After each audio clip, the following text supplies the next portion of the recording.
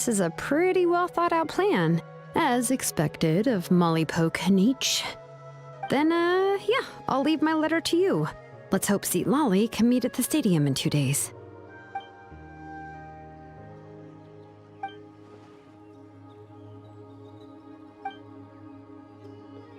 Okay, then let's part ways for now. I'll see you in a couple of days.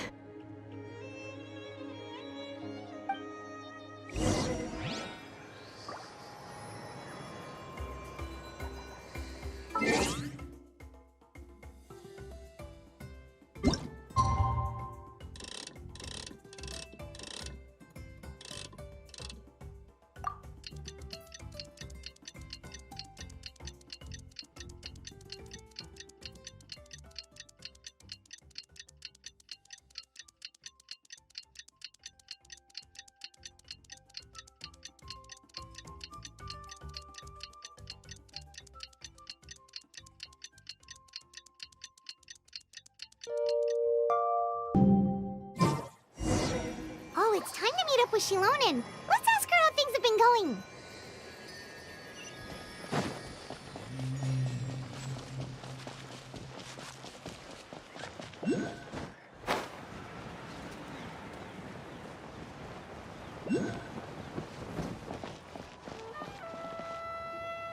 Hey, Shilonen, how's everything going?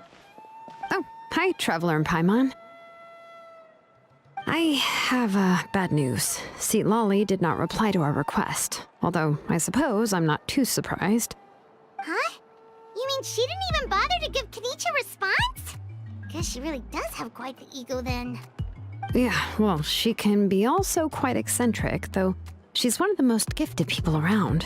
Even the Masters of the Night Wind often struggle to work with her. My guess is that she probably has other reasons for not deigning us with a response. But let's go to the stadium and see if we can meet her there. If we do get a chance to talk to her in person, we can still try to work something out. That's true. Let's go!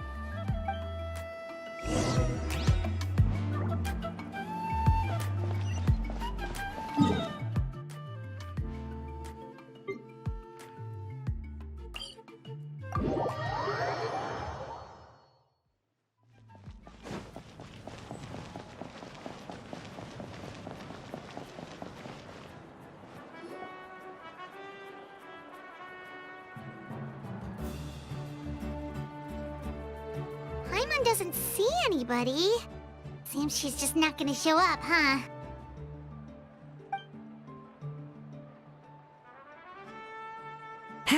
Well, we tried to be as considerate as we could, but she's under no obligation to help. That might be true, but this is still a request from the Pyro Archon, right? Shouldn't a subject always answer the call of their Archon? A subject? Well, if you ask me, I'd say we're all more like friends with the Archon. Yes, Mawika is our leader, but that doesn't mean there's any kind of tall barrier between us and her. The only thing is that she often has very high expectations of us. Huh. So even though she's super powerful, it sounds like she's actually pretty down to earth and easy to get along with. Unlike that old hag Granny Eatstily, right? Does she think she can ignore us just because she's famous? You all talk about her like she's some kind of huge deal, but she didn't even bother to reply to our letter! Seriously, if she didn't want to come, she could at least let us know. If that's what aging does to you, Paimon never wants to get old. Oh, really? So, that's how you see me? Huh? Who's there? Who's talking next to Paimon? Oh, don't mind me. I'm just a disgruntled old hag, right? Come on, relax. I'm sure my bark's worse than my bite. Huh? Seat Lolly. Wait, you're Seat Lolly? You're Granny Eatstily? Yes, Granny Eatsley. But emphasis on Eatsley, not Granny. You must know this trope from light novels, surely. They use it all the time. The young man who's actually the oldest person in the room. The girl next door who turns out to be a seasoned veteran. The wise sage who looks like a little kid. Oh, wipe that look off your face! You've seriously never seen an older lady that doesn't look her age? Okay, well, don't go thinking it's a trick either. See? I'm barely wearing any makeup. Did I forget to mention, she's called Granny, but she's actually pretty young. It was an honest mistake. I guess we've just gotten used to it. I'm sorry. So, how old are you actually? What? How dare you? Don't you know it's rude to ask a lady her age? Paimon really didn't mean to offend you, it's just that your case seems really unique. Oh, Paimon just wanted to apologize, but now she's putting more and more of her foot in her mouth. Really, Paimon just got a little mad since we thought, well, you were gonna leave us out to dry. It was my idea to invite you here, Seat Lolly. So if you're upset, you can just take it out on me. All right. I was only joking. I didn't mean to chastise anyone. There's really no need to take all this so seriously. If anything, I'm gonna feel awkward if we keep this going. I received Kenichi's letter and was planning to attend this meeting. Since I had already decided to come, I figured there was no need to draft a reply that simply said, "Understood." Besides, just showing up is the most important part. No? But, of course... It's also natural for people to get held up by one thing or another as they're trying to leave the house. It certainly was a bit awkward to see that everyone else had arrived before me. At first, I was thinking of quietly sneaking over, but since you were already here waiting for me, I started to think about how I should phrase my apology. Only to hear you all talking smack about me. Anyway, that's the whole story. Honestly, it's not like I owed you an explanation anyway.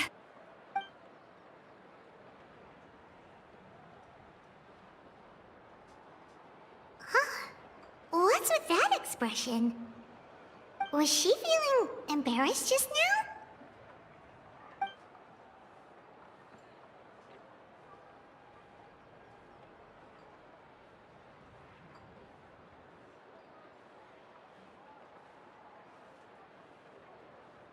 When the Masters of the Night Wind said they struggled dealing with her, I wonder if the feeling is mutual. She seems to be pretty awkward herself. Everything she does and says seems a little forced. Anyway, Shilonen, I heard that you require my help in crafting an ancient name. Correct. The situation isn't like anything we've handled before. Let me explain. I see. So Mauika has asked you to forge an ancient name for an Outlander. Well, that would be a first. And you've also heard all about Auroron. I must say, he's always been a good kid. I can't see him joining the Fatui of his own volition. He must have been coerced somehow. Yeah, that's what we came here to ask you. We'll help bring Auroron back if you help us solve the problems of forging the ancient name. What do you think? I suppose I'll just call you Traveler for now. Traveler, come here. Let me take a good look at you.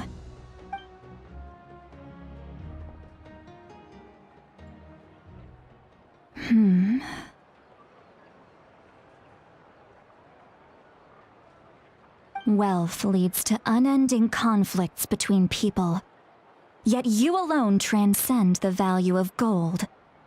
Baleful thunder and wrathful waves bring terror to mortal hearts. Yet again and again, you've braved them to find new worlds.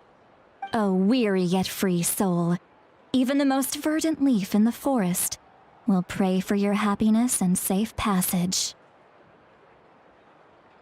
Those are all the things that I could see in you. You've experienced far more than even most mortals could dream of.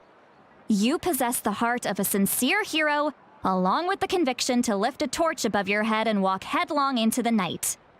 Huh? Don't move. There's something here. Huh? What thing? Don't your Paimon. Is the traveler gonna be okay? Ah, shoo! That should do it. You've just returned from the Night Kingdom, so some fragments of souls were still stuck to your body. No need to worry. I've just cleared out the last of them. Isn't that kinda like having part of a ghost come back with you? It's nothing as serious as that. If left unattended, the most it could do is stir up some chaos in your mind, and generally worsen your mood. Well, in that case, better to get rid of them.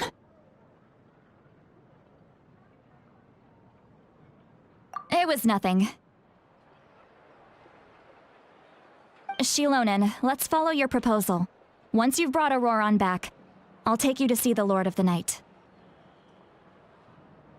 The Lord of the Night? But don't we need to talk to the Wyab of the tribes? Something this important is beyond their jurisdiction. Only the Lord of the Night can decide whether we can grant an ancient name to one who does not hail from our lands. The Lord of the Night is an ancient entity that rules over the entire Night Kingdom, constantly borrowing the power of the sacred flame to combat corrosion from the abyss. Oh, so you're basically saying it's even more powerful than the Wyab of the tribes. Well, that sort of makes sense, being the lord of the entire Night Kingdom and all. Not exactly. It's not so much that one's more powerful than the other. But never mind. That's not important. It would take too much time to explain.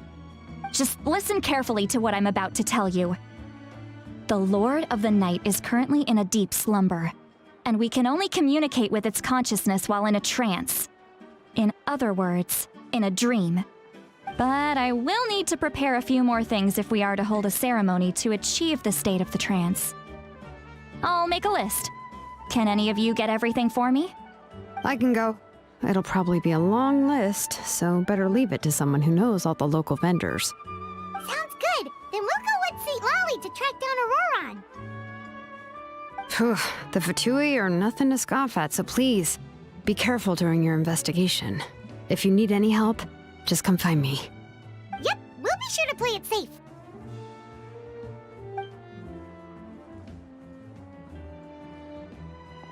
All right, now it's time for us to catch that brat and bring him back. I'm sorry I made you wait earlier. It was actually because I decided to swing by Auroran's place to look for clues. He has always lived alone, and I found a broken jar in his house. There was also something off about his phlogiston aphids, which I assume is because their keeper has been gone for quite some time. And interestingly enough, I saw some slash marks in the house that did not match any of our local weapons. My guess is they were left by Snezhnayan arms. Oh, sounds like the Fatui broke into his house and took him hostage. But why would they kidnap a kid who just spends his days living in the country and raising aphids? He's only in his 20s. What would they want with him? That's not to say that I believe he's totally innocent, of course. Since he's the only one who was kidnapped out of everyone in Natlan, he must have done something to attract their attention. In any case, we'll get to the bottom of this once we manage to get him back here. I'm truly sorry to put you two through all this trouble with me. But please help me get him back. You can count on us! All right, then let's start by heading to where Auroran was seen last.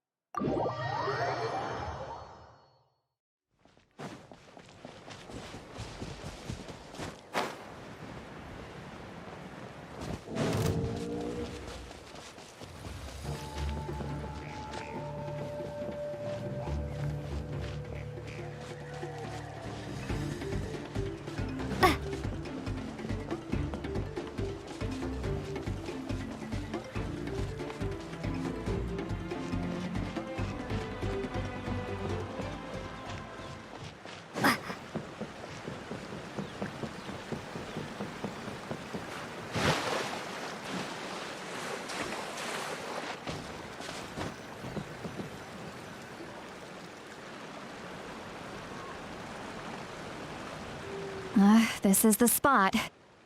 An eyewitness claimed to have seen Auroron speaking to some Fatui soldiers here. I don't know how much you're willing to believe me, but Auroron really is a good kid. I see no reason why he'd suddenly get involved with a Fatui. I'm convinced that what the witnesses saw was actually the Fatui coercing him, or perhaps trying to extract information. However, I doubt anyone would believe me, given there are no signs of a fight. Didn't Kanich say that she's a big name in that land? Feels kinda weird to see her so frustrated and helpless like this. Auroron? Well, he was left at the side of the road as an infant, and the people of the tribe took him in. You could say that everyone had a hand in raising him. He learned a lot from us, and once he reached adulthood, he built himself a house out in the countryside. He spends most of his days growing vegetables and raising aphids, living off of what he harvests from the garden. He's always been such a good kid. He would even get his friends to deliver whole bags of fresh produce to my place.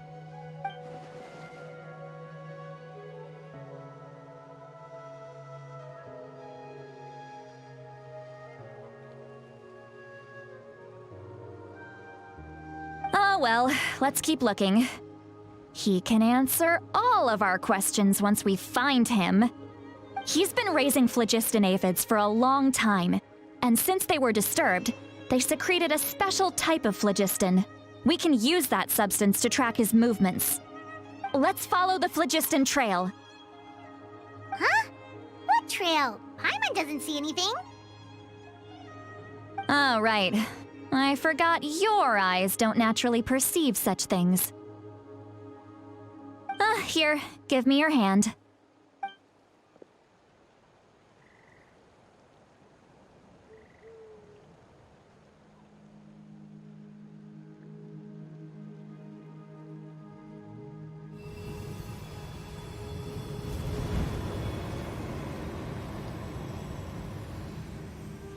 Huh? How about now? What do you see?